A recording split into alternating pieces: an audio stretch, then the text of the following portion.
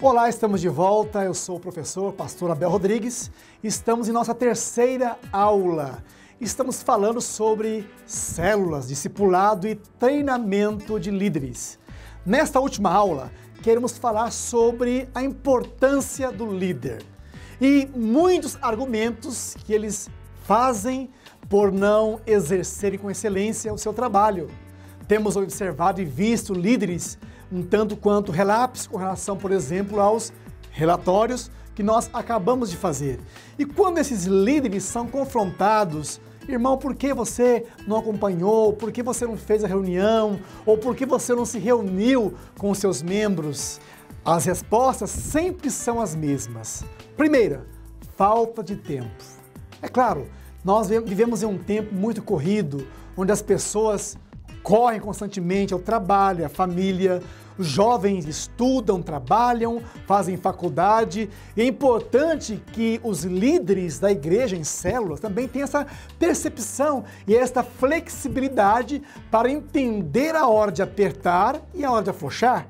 Muitos líderes erram quando, por exemplo, estão liderando jovens que estudam, trabalham, estão fazendo faculdades, enfim, e possuem pouco tempo para o discipulado. Nesta hora, entra aí a flexibilidade do líder, do pastor, em acompanhar este líder, ir onde ele está, ajudar e auxiliar. Por quê? A falta de tempo tem sido o argumento de muitos líderes para não exercerem com excelência esse trabalho. Nós sabemos que o tempo, ele deve trabalhar ou deve estar a nosso favor. Por isso, o pastor, principalmente aquele que vive por tempo integral, aquele que recebe da igreja, ele precisa ser ágil, ele precisa ser proativo, antecipar os problemas, ir onde está o discípulo, o líder, justamente para auxiliá-lo no momento em que ele está, por exemplo, com a agenda cheia. Um outro ponto importante que muitos líderes também argumentam e dizem é que o povo não quer ir. Eu converso sempre com pastores, com líderes, e muitos dizem, não, é que você não conhece a realidade da minha cidade, aqui o povo é difícil, aqui o povo é duro, olha, aqui ninguém quer ir em célula. Aprendi algo interessante algum tempo atrás. Se eu não confio no meu ministério e não estou disposto a investir no meu ministério, como vou esperar que outros confiem e invistam? Então, tudo é uma questão de mentalidade. A mentalidade de muitos líderes tem sido a mesma dos espias quando foram olhar a terra que mana leite e mel. Eles voltaram com boas notícias. Mas de repente alguns deles disseram, olha, a terra é boa, tem leite, tem mel. Se fosse hoje, eles estariam dizendo, olha, a terra é muito boa. Tem ouro, diamante, tem muita coisa boa. Mas um deles disse, existem gigantes. E aos nossos próprios olhos éramos como que gafanhotos, pequenos, insignificantes. E naquele momento, a Bíblia diz que Josué e Caleb deram basta e disseram, eia, subamos e possuamos a terra, porque certamente o Senhor nos entregará. Reconheço que existem gigantes. Reconhecemos que não estamos aqui também dourando a pílula, olha, é tudo lindo, maravilhoso. Não, existem gigantes, existem batalhas espirituais, existem guerras que travamos neste momento. Mas é importante que cada líder tenha a mentalidade de vencedor. É uma questão de mudar a maneira de pensar.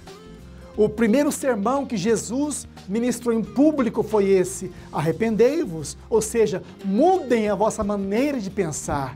Arrependimento é uma mudança de pensamento, e também de atitude. Por isso, o líder, ele precisa ter esta mudança constante de mentalidade. Ah, mas aqui o povo não quer ir. aqui o povo é difícil, aqui as pessoas estão muito arraigadas à religião dos pais. Já ouvi de tudo, inclusive isso, mas mesmo assim, os lugares que passamos, nós perseveramos, nós falamos, nós acreditamos naquilo que a Bíblia diz que é. Encaramos os gigantes, encaramos os desafios. Então, nós obtivemos grandes resultados para o Senhor. Então, antes do líder argumentar, o povo não quer, não tem tempo, aqui é difícil, é importante que entendamos que nós temos que mudar primeiro a nossa mentalidade, mudar a nossa forma de pensar e entrarmos na forma de Deus, E esse trabalho com células é tão tremendo porque é uma maneira também barata de se evangelizar. Eu sempre digo o seguinte, hoje, ou o pastor, o líder, ele tem R$1 milhão, R$500 mil para ter um programa a nível nacional, ou ele trabalha com as células, que na verdade são estratégias de evangelização, crescimento, consolidação. Eu optei por uma questão lógica, óbvia também, pelas células, porque é uma maneira que nós temos de ganharmos almas para o reino de Deus. Todos trabalham, não se cansa uma pessoa e todos ao mesmo tempo colocam ali o ombro debaixo do trabalho e o resultado, com certeza, é gratificante. Por isso, o líder, ele precisa entender que ele não está simplesmente fazendo algo para o pastor A ou B, ele está desenvolvendo um chamado, porque na verdade, cada um de nós, queiramos ou não, iremos comparecer diante de Deus com os filhos espirituais. Isso é sério, isso é muito sério. Naquele dia diante de Deus, toda a igreja, e Deus olhar para você e dizer, filho, mostre-me as tuas mãos. E você vai mostrar o que para o Senhor naquele dia? Os CDs que gravou? Os DVDs gravados? Deus vai dizer, olha, música, eu tenho os melhores aqui nos céus. Porque eu sou músico, amo a música, mas eu entendi que mais do que música, eu tenho que gerar filhos para o Senhor. Por isso, nós entendemos aí em Mateus capítulo 1, a genealogia de Jesus. Por quê? Tudo pode passar e as pessoas podem tirar tudo de você, mas há uma coisa que elas não podem tirar, os filhos que Deus lhe der. Esses ninguém tira, esses ninguém pode tirar das suas mãos, porque vão constar e estarão com você para toda a eternidade diante de Deus. Isso é glória. E o nosso desejo, o nosso coração é, na verdade, receber um elogio de Deus naquele dia. Por isso, não adianta nós dizermos, não, Senhor, é difícil. O povo aqui não quer trabalhar com células.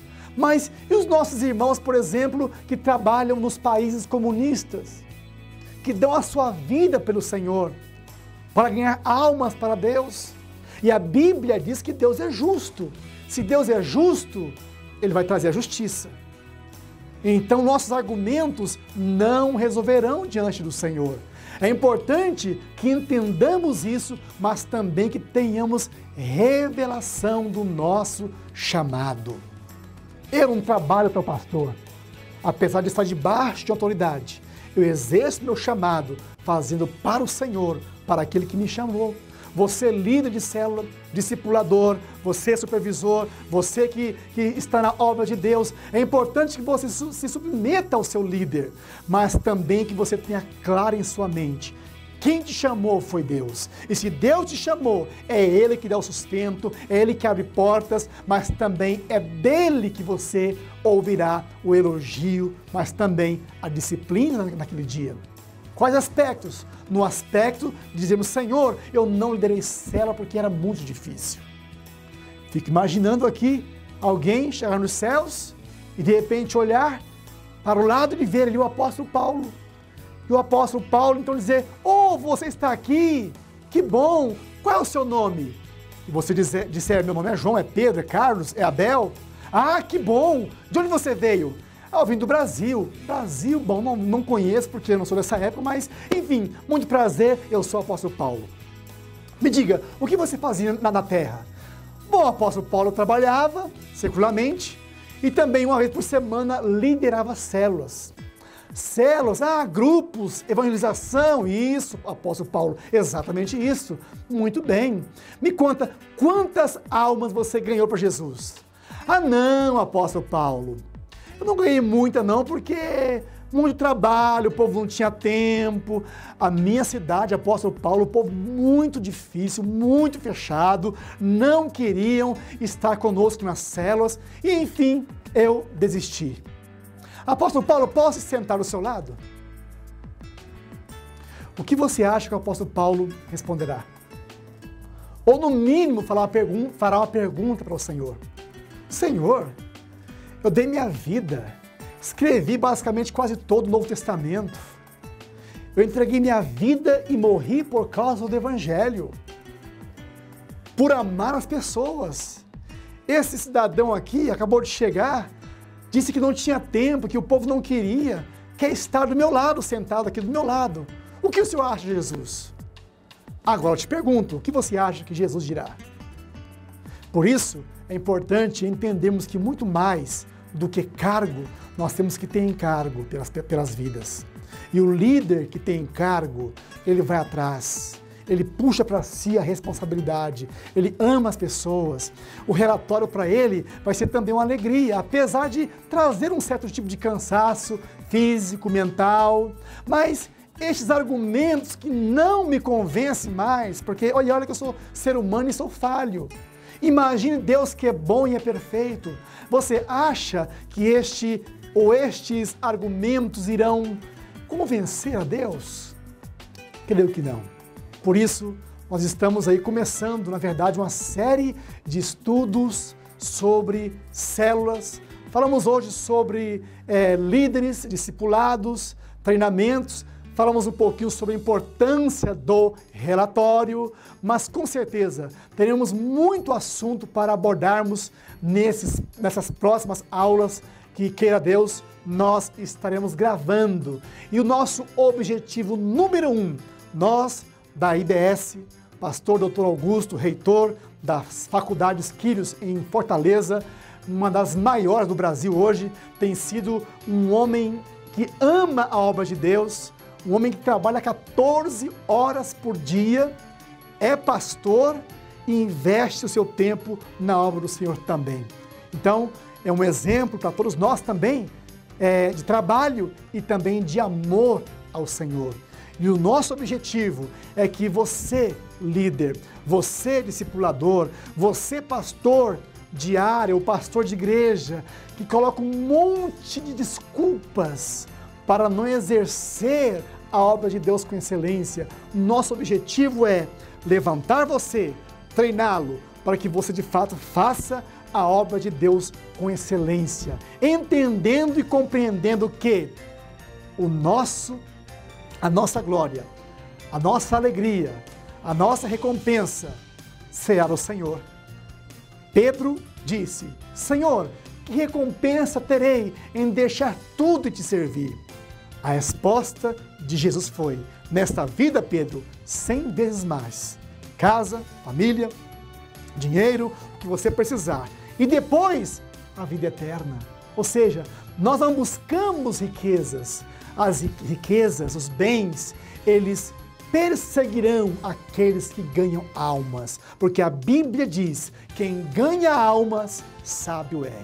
E o nosso desejo é sermos sábios diante dos olhos do Senhor e fazermos parte, independentemente da denominação, da igreja, da placa, de estilo. O nosso alvo é um só: ganharmos almas para o reino de Deus. E o que depender de nós para ajudarmos a estes grandes líderes, pastores, com essa estratégia de ganhar, consolidar de uma maneira clara, concisa, bem didática, nós faremos, porque com certeza, vendo os resultados, esta vai ser a nossa alegria e também a nossa glória.